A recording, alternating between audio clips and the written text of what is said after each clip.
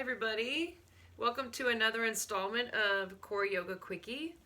This little quick adventure is going to focus on continuing to integrate our core. We're going to use the block between our thighs to do that, and a little bit of upper body strength. So come on to all fours. You'll need a block. Place it on the thinnest setting between the upper thighs. And then start with your shoulders over your wrists, the hips right above your knees. Walk the knees in a little closer than you might normally set up.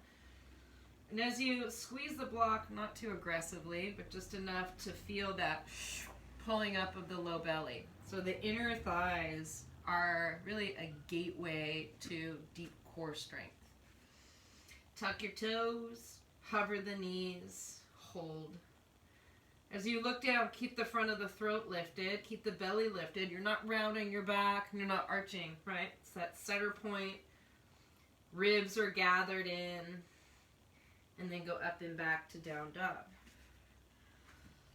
Take a couple breaths here in your dog pose. Let the hips sway. The hands and the feet are pushing down, and you're rebounding that energy up your limbs into the core. As you hug the block between the thighs, feel how that activates the deep low belly. Lift it up into your low back.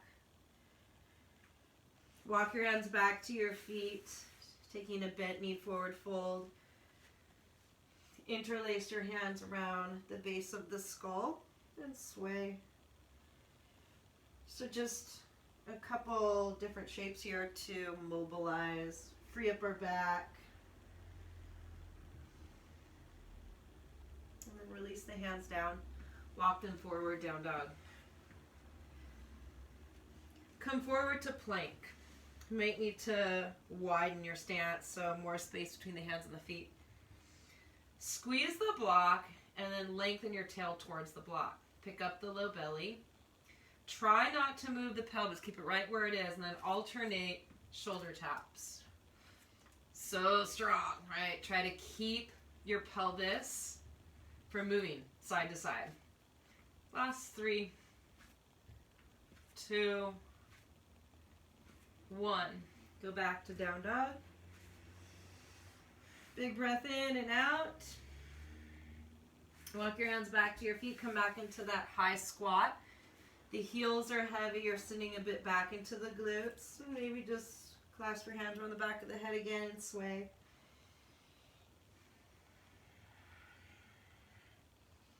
So this is a way to free up our entire back line of fascia. And we can actually stand up straighter when we're freed up in the back. It's just a little break before we do that thing again. Walk the hands forward, down dog. Hug the block, lift the belly, and roll forward as you lengthen your tailbone towards the block. Push the floor away to find your core. Then try to be even more stable through your pelvis. Alternate shoulder taps. The hand that's on the ground pushes. Push. Push. Last 3, 2, 1. Down dog. Shake out your head, your neck. As you reach the arms. Reach, reach, reach from your shoulder blades. And then lift the ribs in the belly. Walk your hands back to your feet. Remember, this time move the block. Let yourself fold over your legs. Interlace your hands around the back of the skull. So we're going to do that little sequence again with the memory of the block. So we use the prop to create a neuromuscular imprint. Release. Walk your hands forward, down dog. Feel the memory of the block. So it's imaginary, right? Hug the imaginary block and feel your low belly activate. Come forward to plank. Tailbone rooting towards the block. Squeeze the inner thighs towards midline. Try to steady yourself. Alternate shoulder taps. Push the hand that's on the ground. Last 3, 2, 1. Down dog. 3 long breaths. In through the nose. Out through the nose. Breathe in. Breathe out. Breathe in. And breathe out. Knees down. Child's pose.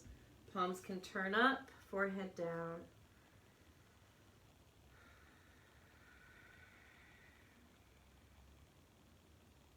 And then sit up. Hands in prayer at the heart. Bow the chin.